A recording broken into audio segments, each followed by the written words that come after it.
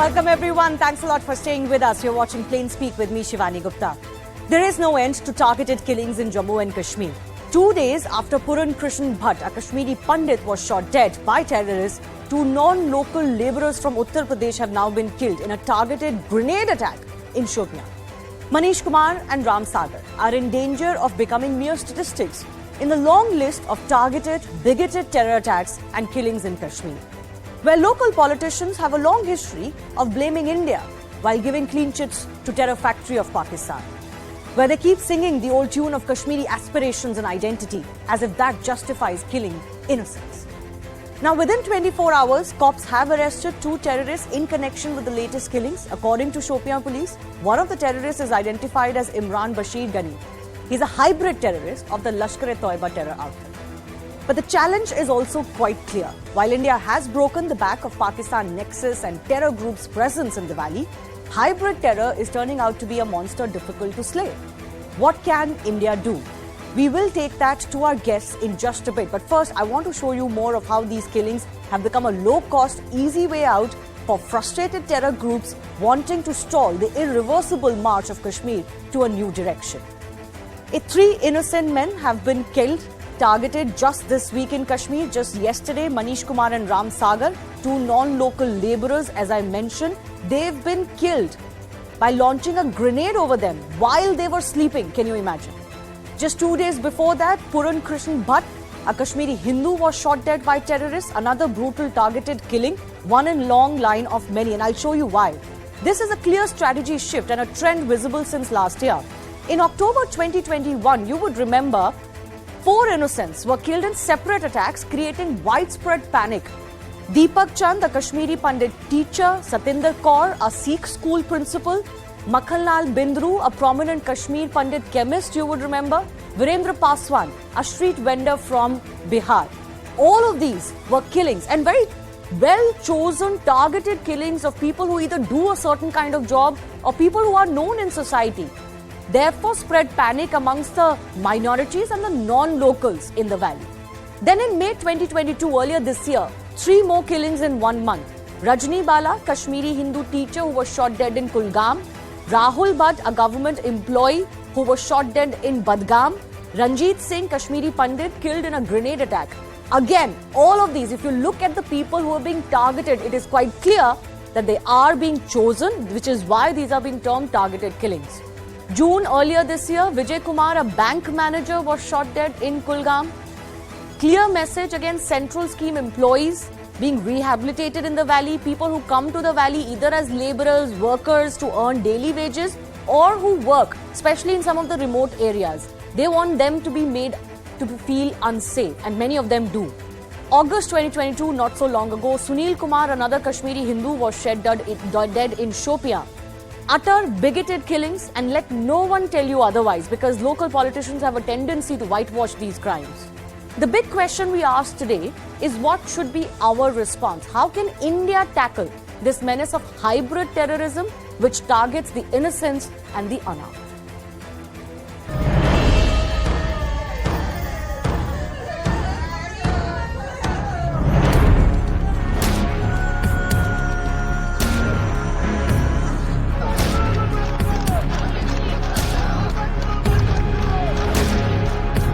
हम रिक्वेस्ट करना चाहते हैं गवर्नमेंट से, बार-बार 140 दिनों से करते आ रहे हैं। एलजी साहब से हमने यही गुहार लाई है कि हमें जम्मू से कश्मीर से जम्मू को ट्रांसफर किया जाए। सिविल के लिए रोकने के लिए आगे आए और इंसानियत की हिफाजत करें। किलिंग से हमारी वादी और हमारी स्टेट को, लोगों को नुकसान ज्यादा पहुंचता है। ये कभी बंद नहीं होगा, जब तक इंसाफ नहीं होगा कभी बंद नहीं होगा।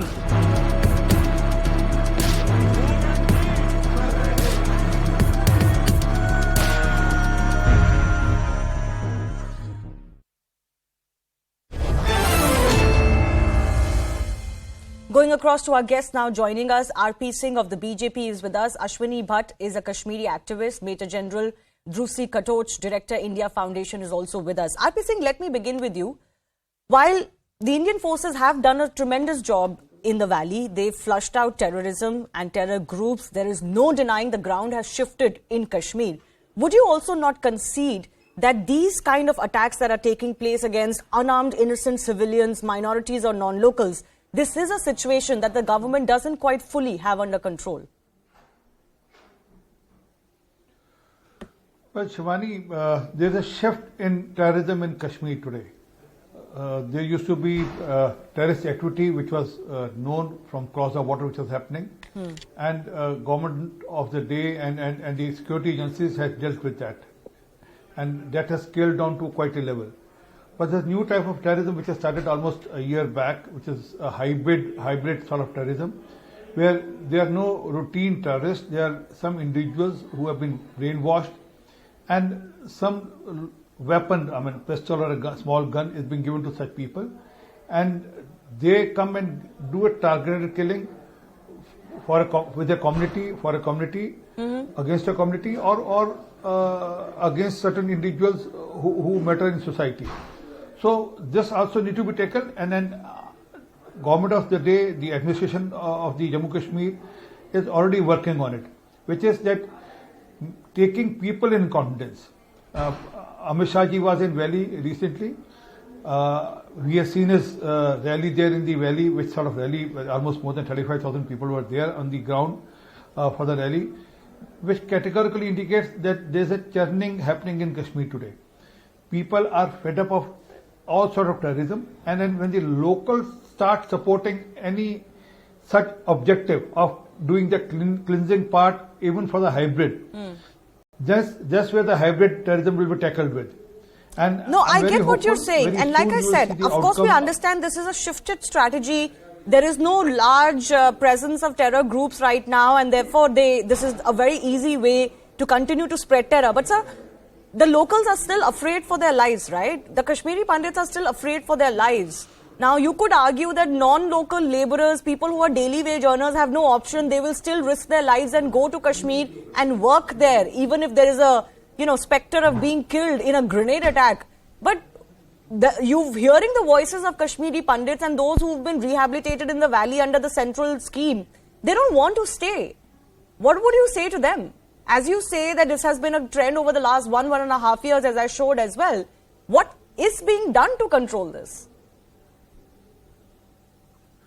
See, I have all my sympathy and I have all my regards for the Kashmiri Pandits, that they are fighting the battle which they're fighting the nation's battle. When they're there and then being targeted by new sort of hybrid sort of terrorists, they're fighting the nation's fight against the terrorism.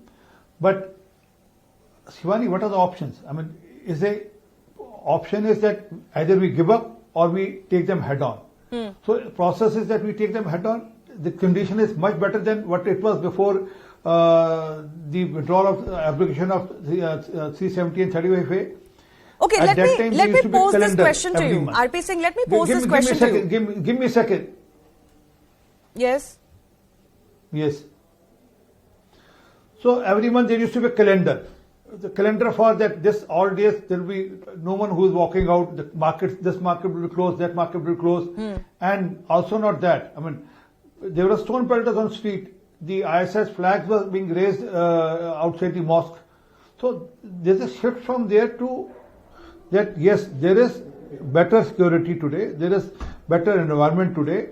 The locals are being involved. Locals are taking care of the process of the democracy. Okay, I'll come back to you, sir. Let me just go across to some of my other guests. I do have a couple of more questions to you pertaining to the government's attitude and action on ground. But let me go across to Major General first up. Major General, what do you think? Is there a specific way that the Indian agencies and forces can deal with this kind of hybrid terrorism? Or because we are dealing with this module which is difficult to identify, even elements of society are difficult to be flushed out if they are sympathetic to a certain cause or not? What do you think are the challenges and what more can we do? Thank you, Shivani. Shivani, let's get one thing clear. What has happened in Kashmir over the last, say, 3 decades is that the terrorists have been one step ahead of the agencies, let me put it this way. So whenever we have tackled a particular problem, and 370 was a very major initiative, and that really broke the backbone, we can say, of the organization. But then they shifted tactics. And now the shift in tactics is really to go after the unarmed Hindu population, I will put it very specifically, to create terror and to give an impression that, listen, this place is not safe for you. Now, that is the problem. Now we come down to what can we do.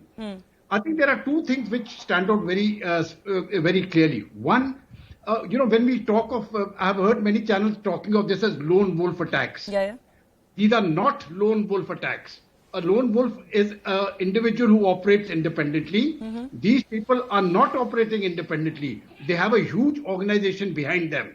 So there is they get intelligence input, they get weapons, and then they get the target. So there is an organization behind them, and we need to find out what this organization is. That organization needs to be targeted and eliminated. That is one. Number two, where is the origin coming from? Now, the origin is obviously some of these terrorists, they belong to India, but the brain power behind it comes from Pakistan.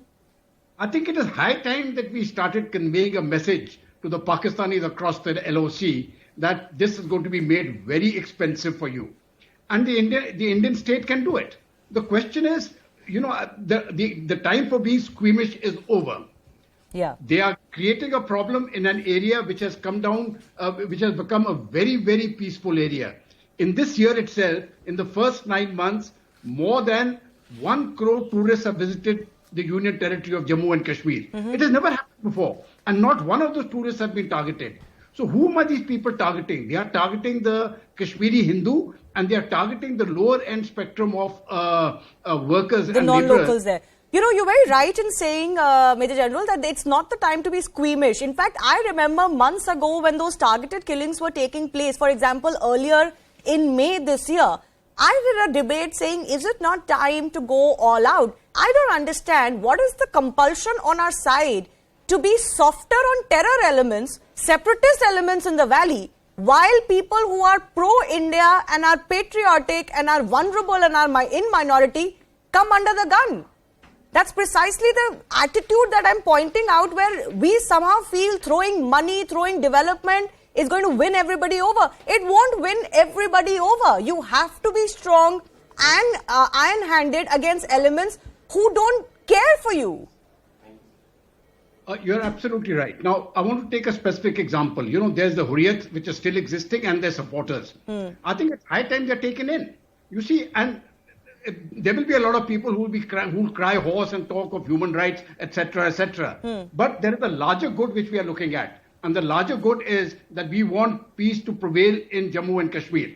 Now, if you look at that larger good, then all these people who are the anti-India elements who are there and who freely propagate their stuff, either from the madrasas or from some of the mosques, or even in some of the journals which they are publishing there, they need to be taken care of. And now, unless we do that internally and handle Pakistan externally, Pakistan has to be punished. And internally, we cannot allow them to get away. Now, if you do something like this, I think very, very quickly you will find a change coming out, and we will defeat this particular technique which the terrorists have used to target the population. Let me also go across to Ashwini Bhatt, who's joining us. Ashwini, you have lost your brother, Rahul Bhatt, to one such targeted attack. I thank you for joining us. What do you make of the sense that is emerging from the employees under the center scheme, or even from Kashmiri Pandits, who feel that the situation is just not safe enough for them to continue in Kashmir? Do you believe that moving away, even if temporary, is the solution, or will the Kashmiri Hindu population end up conceding ground if they move away? Should they stay, or do you believe that it is indeed too dangerous for them to do so? Yeah. Thanks, Shwani. Thanks for having me. I'll put it a little differently. In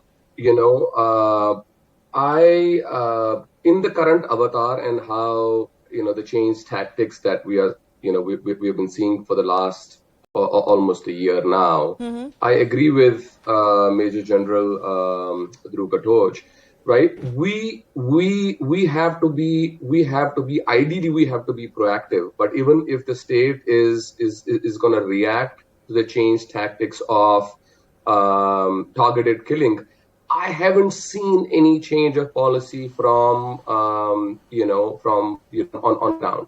Let me just give a couple examples. This is not about, this needs an integrated approach. It's not about the security agencies alone.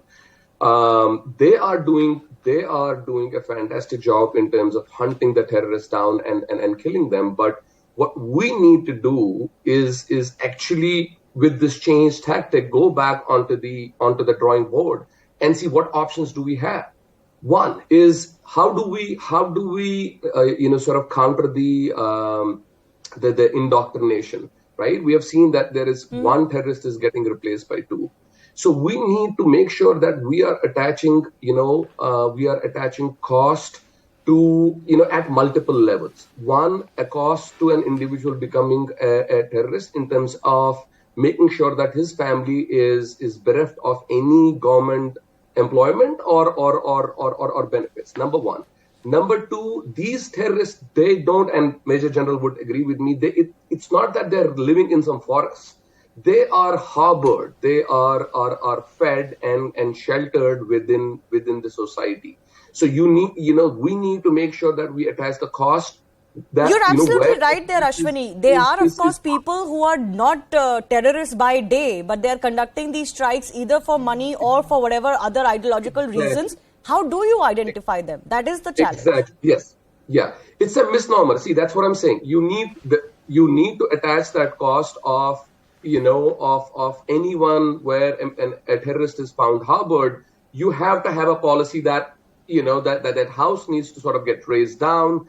If there is a terrorist coming out of a family, that whole family, there are no government benefits, provided to that family. You would have informers within the families. I can bet on this, and I'm ready. Can I bring in Major General Dhruv Katoch on this? Major General, will such a strategy work? Shivani, I'm absolutely certain it will. You see, once there's a terrorist and he has been eliminated, we know who that person is. We know who his family is. We know who that village is. Now, that family is a part of the system which has supported this terrorist. That means he's an accomplice, and that complete family has to be put under the Terrorist Act and taken care of. You do that to one family, you will prevent a whole range of accidents happening. So please go after all of them. Number two, the politicians. We have these political parties which are soft, which are very soft on terror. Yeah, I mean, just because you're mentioning that, let me just mention the likes of Farooq Abdullah are still going on to say that such killings will not stop, they will continue. And jab tak insaf nahi hoga, tab tak hoga. Almost presenting this as some fight against injustice, as if anything can justify this kind of a violence. Shivani, I want to talk about this. May I just 1 minute? Yeah, Major General Dhruv Katoch, then Ashwini, I'll come back to you. Sure. Shivani, I want to talk about the statement of Farooq Abdullah. Now, he said, insaf hona chahiye. I want to say the same thing. Insaf hona chahiye. So, for the people who committed the genocide of the Kashmiri Hindus in 1990, he was presiding over as the chief minister of the state.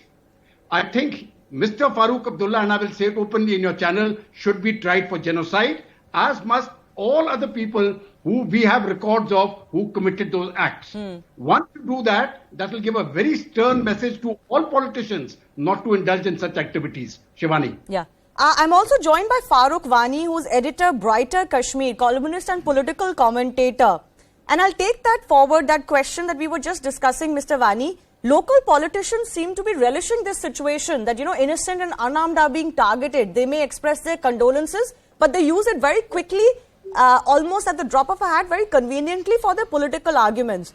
Leaving their political goals and quests aside, is it not unfair for local politicians, the likes of the Muftis and Abdullahs, to project this as some sort of a fight against injustice and link it to Article 370 abrogation? I mean, these killings were happening before Article 370 abrogation and they continue to happen. This has nothing to do with that or with some sense of justice. This is just pure whitewashing of terrorism taking place. See, one thing, so my concern is that the politicians here in Kashmir they are batting for us such things which are not happening ground. But one thing is clear: they have lost the ground, and they are trying to capture it by one way or the other way. But one thing is certain and sure: these killings are.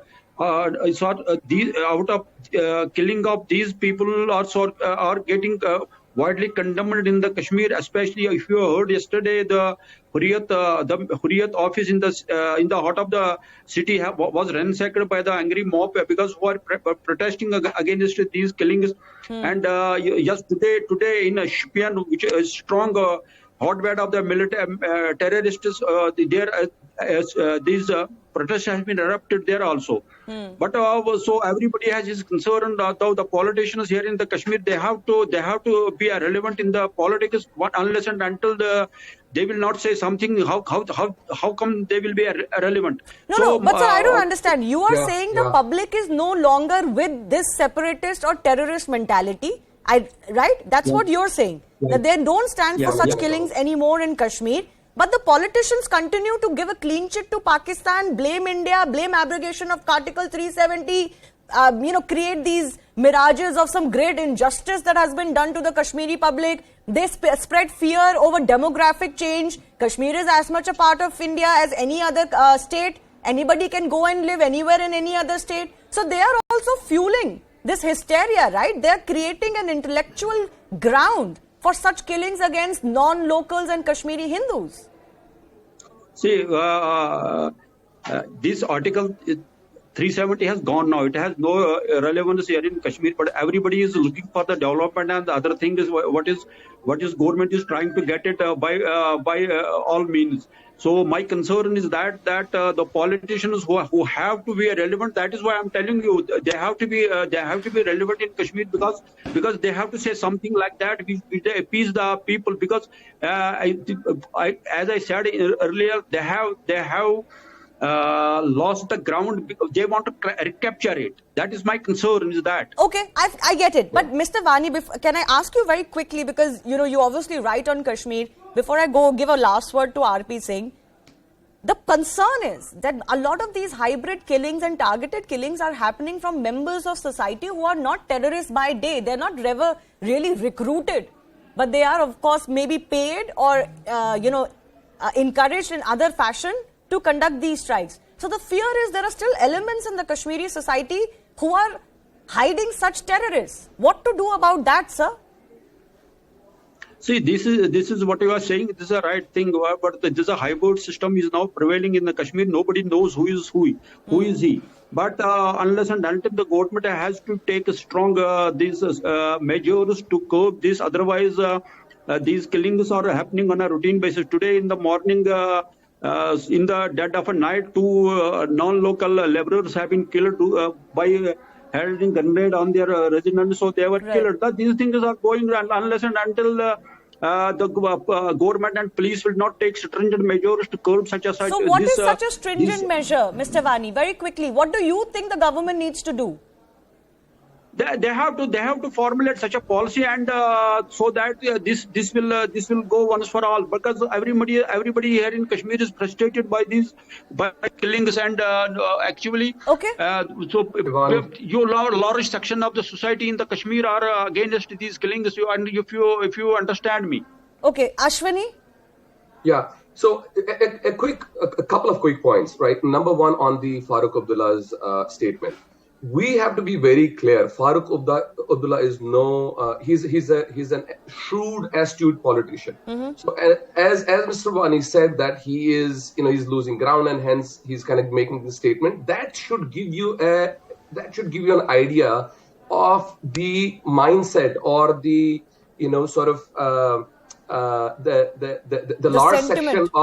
large section of population, the mindset with that large section of population, which an astute, shrewd politician like Farooq Abdullah is pandering to. You know what I'm saying? So so you're saying that he's not a fool. He's obviously, if he's saying these things, he's obviously pandering to the remaining separatist sentiment in the valley. Exactly. So that's one. Number two, Shivani, we had a in terms of, we were talking about solutioning. we talked about an all-out operation. We talked about de-radicalization and attaching cost to the someone picking up a gun. Last point on that. We, under the pressure at a geopolitics level, under the pressure of US, we agreed to a ceasefire violation with Pakistan, just because US had to go out of take their leg out of Afghanistan, and hence they brokered this peace and this LOC ceasefire. I get what you're saying. Now, what we need to do, I'm sure that that agreement would not have been sort of absolute. What we have to make sure that we attribute all this arms and ammunition is coming from Pakistan. And we make them pay, like Major General Dhruv Katoch is saying. I'm running out of time, so I'll give a minute to RP Singh. RP Singh, sometimes there is a criticism of the government that you feel you can buy peace in the valley. But that's not the only solution. You don't sometimes accept the genesis of the hate and the violence in the valley, which comes from Islamization and radicalization. You are too soft on separatists, while people who are pro-India are being killed. RP Singh. Shivani, last 10 seconds, if I may. Yeah, please, 10 seconds only. Yeah. So Pakistan at this point in time cannot afford tomatoes. Forget about, we have right now, we are sitting at a $600 billion worth of foreign exchange. We can, I'm not even crazy to recommend an all-out war. Okay, but you're saying the cost escalation needs to take place. Ashwini, I got your point. I have limited point. Yes, RP Singh, answer my question. Too soft on Kashmiri separatists. Well, no way. I mean, this government has not been at all soft toward the Kashmiri terrorists, neither soft toward the Pakistan also. I mean, we are very, very clear that no talk will happen till the time terrorism is on by the Pakistan. Talk and terrorism can't go together. This government stated policy. But coming to the Kashmir in specific, see, democracy. Can I complete, sir? Can I complete? Yes, please. Just answer the ceasefire question. Okay, I have limited time. Can I please have RP Singh finish his thought? Yeah. Sir. So even as far Kashmir goes, the government has tried its best to percolate democracy to ground level, and that is showing results. Development is being rooted through the democratic process which have been done at the ground level too. I accept the suggestion that terrorists whoever is involved, his family should be also targeted. They should also be pointed, and then they should be also probably dealt with in a proper fashion, so that no other family should support such people within the family. And then they need to be brought to book, need to be booked, and then need to be sent to jail also. Not the least, people like Farooq Abdullah need to be dealt differently. And who's going to do that? RP Singh, you're saying he needs to be dealt with. Who's going to do that? Yes. The civil society has to stand up there and then show the mirror to Farooq Abdullah, saying you are the main culprit for what's happening to Kashmir today. Okay, I have to leave it at that. I'll try and continue this discussion as we continue to look at the situation in Jammu and Kashmir, especially Kashmir. But I've run out of time. I do thank all of our guests for joining us.